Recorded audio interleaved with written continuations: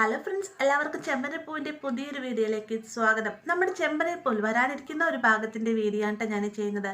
നമ്മുടെ രേവതിയുടെ സ്വർണ്ണസുതി പണയം വെക്കാനാണ് എന്ന് പറഞ്ഞ് കൊണ്ടുപോകുന്നതെങ്കിലും 5 ലക്ഷം രൂപ തികയാത്തത് കൊണ്ട് തന്നെ സുതി അത് വിറ്റ് കളയുന്നുണ്ടല്ലേ. എന്നാൽ ഈ ഒരു വിവരങ്ങളൊന്നും തന്നെ ചന്ദ്ര അറിയുന്നില്ല.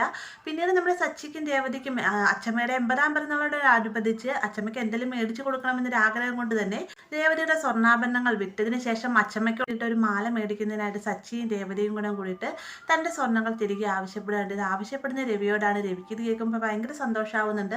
എന്നാൽ യാദൃശികമായി തന്നെ ഈ ഒരു കാര്യം സുധി കേൾക്കുന്ന സമയത്ത് സുധിക്ക് ഭയങ്കര ഷോക്കാവും കേട്ടോ. സുധി നേരെ അവിടെ നിന്ന് ചെല്ലുന്നത് ചന്ദ്രയുടെ അടുത്തേക്കാണല്ലേ. ചന്ദ്രയോടായിട്ട് ഈ ഒരു വിവരം പറയുന്ന സമയത്ത് ചന്ദ്രയ്ക്ക് അത് ഷോക്കാവുന്നുണ്ട്. എന്നിരുന്നാലും ചന്ദ്ര സുധിയോടായിട്ട് പറയുന്നത്, സുധി നീ പണയം വെച്ചിരുന്ന സ്വർണ്ണം എത്രയും വേഗം എടുത്തുകൊണ്ട് വരണം, പിന്നെ അതിന് പകരമായിട്ട് വേണം നീ എൻ്റെ സ്വർണ്ണങ്ങൾ കൊണ്ടേ വെച്ചോളൂ എന്ന് പറയുമ്പോഴാണ് സുധി തന്നെ പണയം വെച്ചിരിക്കുകയല്ലേ വിറ്റേക്കാണെന്നുള്ള കാര്യം പറയുന്നുണ്ട്. ഇത് കേൾക്കുന്ന സമയത്ത് ചന്ദ്രയ്ക്കാണെങ്കിൽ ഭൂമി പുലർന്നൊക്കെ താഴെ പോയാൽ മതി എന്ന് വരെ ചിന്തിച്ചു കൊടുക്കുന്നുണ്ട്.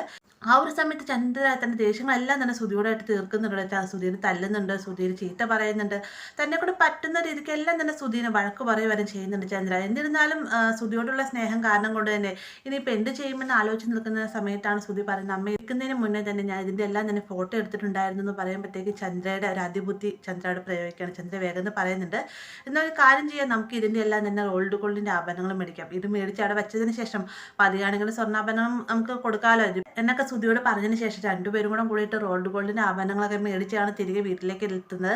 വീട്ടിൽ ചെല്ലുന്ന സമയത്ത് രേവതി ഇങ്ങനെ കാര്യം ആവശ്യപ്പെട്ടു എന്ന് രവി പറയുമ്പോഴത്തേക്കും ചന്ദ്ര പരമാവധി തന്നെ രേവതിയെ കളിയാക്കുന്നുണ്ട് കേട്ടോ.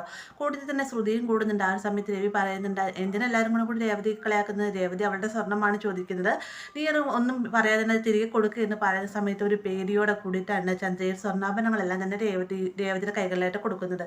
ഇതുമായിട്ട് രേവതി സച്ചിൻ പുറത്തേക്ക് പോകാനൊരുങ്ങുന്ന സമയത്ത് സുധിയും ചന്ദ്രയും ഇത് എങ്ങോട്ടേക്കാണെന്ന് ചോദിക്കുന്നുണ്ടെങ്കിലും അവരെവിടെ പോയാലും നിനക്ക് എന്താ, അവരുടെ സ്വർണ്ണമായിട്ടല്ലേ പോകുന്നത് എന്ന് പറഞ്ഞുകൊണ്ട് രവി ചന്ദ്രയെ തടഞ്ഞു നിർത്തുകയാണ്. അങ്ങനെ ഈ ആഭരണങ്ങളായിട്ട് പുറത്തേക്ക് ചെന്ന് കടയിൽ വിൽക്കാൻ നിൽക്കുന്ന സമയത്താണ് ഇതെല്ലാം തന്നെ സ്വർണ്ണാഭരണങ്ങളല്ല റോൾഡ് ഗോൾഡിന് ആഭരണമാണെന്ന് നമ്മുടെ സച്ചിയും രേവതിയെ ഞെട്ടിച്ചുകൊണ്ട് തന്നെ ഇവർ അറിയുന്നത് കേട്ടോ. ഇതറിയുമ്പോൾ തന്നെ ഇവർക്ക് ഭയങ്കര ഷോക്കാവുന്നുണ്ട്. എന്നിരുന്നാലും സച്ചി തൻ്റെ ദേഷ്യങ്ങളെല്ലാം തന്നെ കടിച്ചമർത്തിക്കൊണ്ട് പുറത്തേക്ക് ഇറങ്ങി വരികയാണ്. എന്നിട്ട് പറയുന്നുണ്ട്, ഇതിനെല്ലാം തന്നെ പിന്നെ സുധിയായിരിക്കും, അമ്മ ഇതിനെല്ലാം തന്നെ കൂട്ടു നിന്നിട്ടുണ്ടാവും എന്ന രീതിക്ക് സുധി തന്നെയാണ് തെറ്റുകാരനെന്ന് ഉറച്ച വിശ്വാസത്തോടു കൂടി തന്നെ സച്ചി സുധിയെ കാണാനായിട്ട് ഒരുങ്ങുന്ന സമയത്ത് രേവതിയാണല്ലോ തടഞ്ഞു നിർത്തുന്നത്. എന്നിട്ട് പറയുന്നത്, അച്ഛമ്മയുടെ 80-ാം പിറന്നാളാണ് വരുന്നത്, ഈ 80-ാം പിറന്നാൾ കഴിഞ്ഞതിന് ശേഷം നമുക്ക് എല്ലാ കാര്യങ്ങളും ചോദിച്ചറിയാമെന്നും പറഞ്ഞുകൊണ്ട് സമാധാനിപ്പിച്ച് നിർത്തുകയാണ്.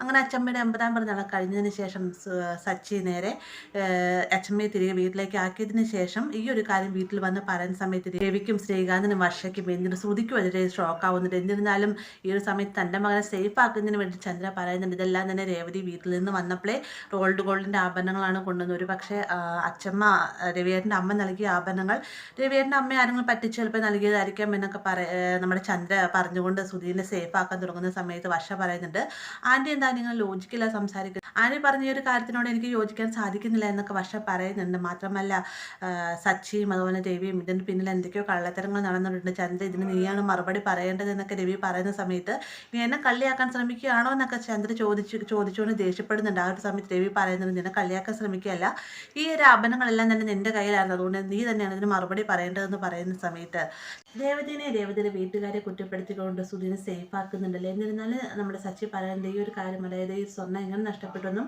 ആരും മോഷ്ടിച്ചൊന്നും താൻ തീർച്ചയായിട്ടും കണ്ടെത്തുമെന്നുള്ളൊരു വാശിയോട് കൂടി തന്നെയാണ് സച്ചി പുറത്തേക്ക് പോകുന്നത്. പുറത്തേക്ക് പോയതിനു ശേഷം നമ്മുടെ വർഷേനെ കൊണ്ട് സൗണ്ട് മാറ്റി സുധീനെ ഫോൺ വിളിപ്പിക്കുകയും ചെയ്യുന്നുണ്ട്. ആ ഒരു ഭാഗമെല്ലാം ഇന്നത്തെ എപ്പിസോഡിൽ ഉൾപ്പെടുത്തിയിട്ടുണ്ട് കേട്ടോ. അതിനുശേഷം ഈ ഒരു സച്ചി അങ്ങനെ പല വഴികളിലൂടെ കള്ളത്തരങ്ങൾ കണ്ടുപിടിക്കേണ്ടത് സച്ചി ശ്രമിക്കുന്നുണ്ടെങ്കിലും അതിൽ നിന്നെല്ലാം തന്നെ നല്ല സേഫായി തന്നെ ചന്ദ്ര സുധീർ രക്ഷിച്ചുകൊണ്ട് പോകുന്നുണ്ട്. അവസാനം നമ്മുടെ സുധീർ ഷോപ്പിൽ നിന്ന് കുറച്ച് സാധനങ്ങൾ കളവ് പോയിരുന്നല്ലോ, സുധിയെ പറ്റിച്ച് പണം മോഷ്ടിച്ചുകൊണ്ട് പോയത് വേറൊരു ഷോപ്പ്, അതായത് കുറഞ്ഞ വിലയ്ക്ക് സാധനങ്ങൾ വിൽക്കുന്ന ഒരു ഷോപ്പ് ആരംഭിക്കുകയും ഈ ഒരു കാര്യം മഹേഷ് അറിയാം. മഹേഷ് തനിക്ക് വേണ്ടിയുള്ള ഫ്രിഡ്ജ് മേടിക്കേണ്ട അങ്ങോട്ടേക്ക് ചെല്ലുകയും ചെയ്യുന്നുണ്ട്. ആ കൃത്യസമയത്ത് തന്നെയാണ് പോലീസുകാർ ഇവരൊന്ന് അറസ്റ്റ് ചെയ്തുകൊണ്ട് പോകുന്ന കൂട്ടത്തിൽ തന്നെ നമ്മുടെ സച്ചിയും മഹേഷും ഉൾപ്പെടും കേട്ടോ. കാരണം ഈ കൂട്ടത്തിൽ സച്ചിയും മഹേഷും ഇവിടുത്തെ ജീവനക്കാരാണ് എന്ന രീതിക്ക് രീതിക്കാണ് ഇവരെ അറസ്റ്റ് ചെയ്തുകൊണ്ട് പോകുന്നത്. സ്റ്റേഷനിൽ കിടക്കുന്ന സമയത്ത് സച്ചി തന്നെ നിരപരാധിത്വം പറഞ്ഞ് മനസ്സിലാക്കാൻ ശ്രമിക്കുന്നുണ്ടെങ്കിലും പോലീസുകാരൻ ഇതൊന്നും തന്നെ ഉൾക്കൊള്ളാൻ തയ്യാറാവുന്നില്ല. അപ്പൊ ഇതിനിടെ തന്നെ പോലീസുകാരൻ ഇങ്ങനെ സാധനങ്ങൾ മോഷണം പോയതിന്റെ ഉടമകളെ എല്ലാവരും തന്നെ സ്റ്റേഷനിലേക്ക് വിളിച്ചു വരുത്തുന്ന കൂടുതൽ നമ്മുടെ സുധിയോ ഉണ്ടാവും കേട്ടോ. സുധി വന്ന ഉടനെ തന്നെ സുധി തന്റെ സാധനം നഷ്ടപ്പെട്ടു പോയി എന്നും ഇവരാണ് തന്റെ സാധനങ്ങൾ മോഷ്ടിച്ചുകൊണ്ട് പോയി പകരമായിട്ട് തനിക്ക് തന്റെ അനിയന്റെ ഭാര്യയുടെ സ്വർണം കൊണ്ട് വിൽക്കേണ്ടി വന്നു എന്നുള്ള എല്ലാ കഥകളും ആ ഒരു സമയത്ത് പോലീസുകാരനോട് തുറന്നു പറയുകയാണ്. ഇതെല്ലാം തന്നെ സച്ചി സെല്ലിനുള്ളിൽ നിന്നുകൊണ്ട് തന്നെ ഫോണിൽ റെക്കോർഡ് ചെയ്യുകയും ചെയ്യുന്നുണ്ട് കേട്ടോ. അതിനുശേഷം സച്ചിയും മഹേഷും തന്നെ നിരപരാധിത്വം പൂർണ്ണമായി തന്നെ പോലീസുകാരനെ പറഞ്ഞ് മനസ്സിലാക്കാൻ ശ്രമിക്കുകയും അദ്ദേഹത്തിന് മനസ്സിലാവുകയും സച്ചിയും മഹേഷിനെയും പുറത്തിറക്കി വിടുകയും ചെയ്യുന്നുണ്ട്. വീട്ടിലേക്ക് ചെന്ന ഉടനെ തന്നെ തന്റെ ഫോണിൽ പകർത്തിരിക്കുന്ന ആ ഒരു വീഡിയോ ദൃശ്യം എല്ലാവർക്കും മുന്നിൽ വെച്ച് സച്ചി കാണിച്ചു കൊടുക്കണം. അങ്ങനെയാണ് സച്ചി തെളിയിക്കുന്നത് രേവതിയുടെ സ്വർണ്ണാഭരണങ്ങൾ മോഷ്ടിച്ചുകൊണ്ട് പോയത് സുധിയാണെന്നും ഇതെല്ലാം തന്നെ കൂട്ടു നിന്നതും ചന്ദ്രയാണെന്നുള്ള കാര്യം. അപ്പോൾ ഇങ്ങനെ ഒരു ഭാഗമാണ് നമുക്ക് വരാനിരിക്കുന്നത്. വീഡിയോ ഇഷ്ടമായെങ്കിൽ ലൈക്ക് ചെയ്യാനും കൂടെ ചാനൽ സബ്സ്ക്രൈബ് ചെയ്യാനും മറക്കരുത്.